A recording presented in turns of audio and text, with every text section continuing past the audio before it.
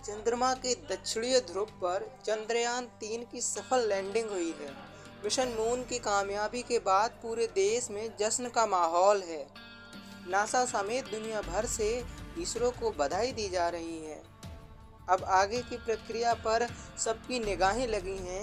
Lander Vikram से निकलकर चांद की जमीन पर प्रज्ञान ने भी चहल पहल शुरू कर दी है। हम चांद पर पहुंच गए हैं। बुधवार यानी 23 अगस्त की शाम 6:04 पर भारत ने इतिहास रच दिया है। चंद्रयान-3 की चंद्रमा के दक्षिण ध्रुव पर सफल लैंडिंग हुई है।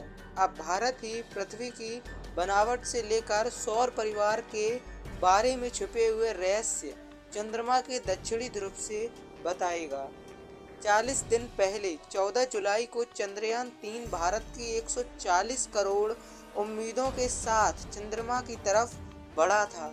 41वें दिन उसने पहुंचकर मैसेज भेज दिया है, भारत वालों, मैं अपनी मंजिल तक पहुंच गया हूं और हर भारतवासी भी।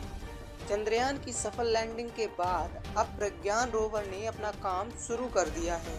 प्रज्ञान रोवर ने तस्वीरें लेना शुरू कर दिया है। देश के सामने पहली तस्वीर आ गई है। गुरुवार सुबह इसरो ने गुड न्यूज़ दी और की लैंडर प्रज्ञान रोवर नीचे उतरा और भारत ने चंद्रमा पर सैर करना शुरू कर दिया। यानी अब अगले 14 दिन तक प्रज्ञान के जरिए चंद्रमा के बारे में जानकारी जुटाई जाएगी। तस्वीर को लैंडिंग इमेजर कैमरे से लिया गया है। इसमें चंद्रयान-3 की लैंडिंग साइट का एक हिस्सा दिख रहा है।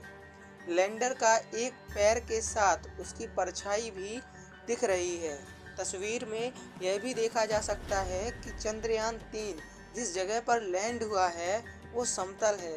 इसरो ने यह भी कहा है, लैंडर और यहाँ अंतरिक्ष एजेंसी के मिशन MOX के बीच एक कम्युनिकेशन लिंक स्थापित किया गया है।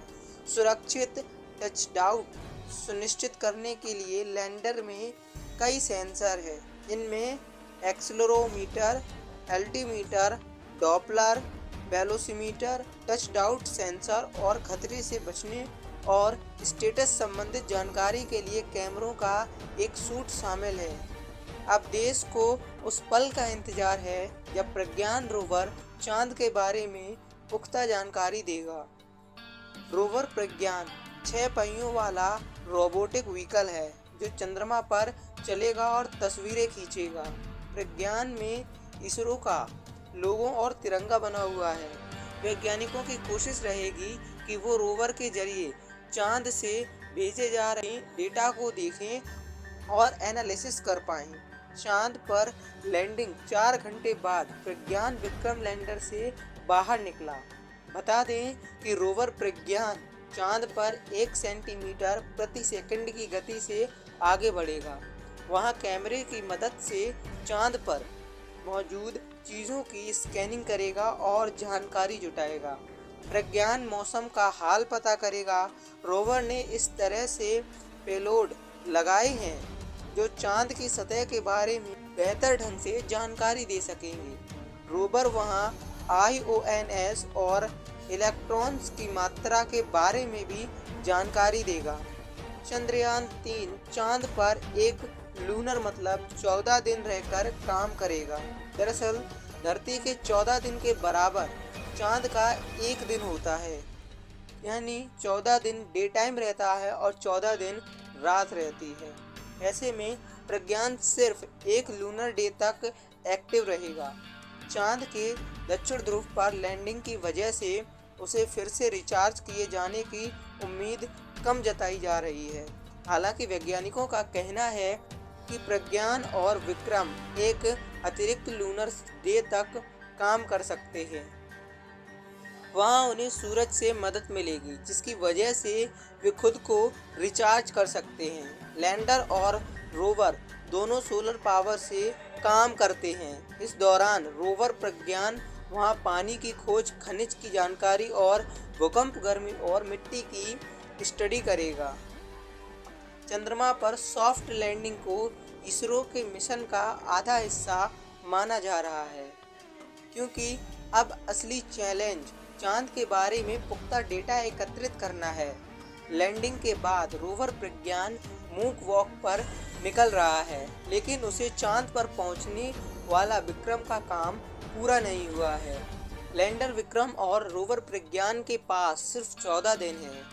ये चांद का एक दिन है, उसके बाद रात शुरू हो जाएगी। ऐसे में उन्हें दिन की रोशनी में ही सारा डेटा जुटाना होगा। विक्रम लैंडर ने जहां लैंड किया है वहां से नहीं हिलेगा, जबकि रोवर प्रज्ञान लैंडर विक्रम से अलग होकर आगे की तरफ बढ़ेगा और जहां जहां से गुजरेगा वहां का डेटा इकट्ठा करके लैंडर को ही बताएगा। मतलब दोनों आपस में बात करेंगे, उसके बाद विक्रम ही सारा डेटा पृथ्वी पर इसरो को भेजेगा।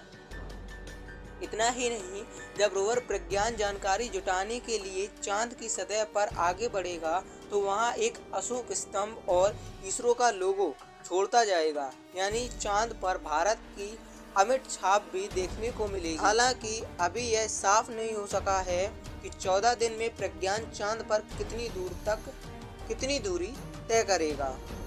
भारतीय अंतरिक्ष अनुसंधान संगठन इसरो के मुताबिक लैंडर और रोवर के 5 वैज्ञानिक लोड हैं, जिन्होंने लैंडर मॉड्यूल के अंदर रखा है। रोवर के अल्फा पार्टिकल एक्सरे APXS का उपयोग रासायनिक संरचना प्राप्त करने और चंद्रमा की सतह की समझ को और बढ़ाने के लिए खनिज संरचना का अनुमान लगाने के लिए किया जाएगा। इसरो ने कहा, चंद्रमा की सतह पर वैज्ञानिक प्रयोग करने के लिए रोवर की तैनाती चंद्र अभियानों में नई ऊंचाइयां हासिल करेगी। लैंडर और रोवर दोनों का जीवन काल एक चंद्र दिवस है, जो पृथ्वी के 14 दिन के समान है। दोस्तों, ये थी अभी तक की फुल इन्फॉर्मेशन चंद्रयान 3 के बारे में।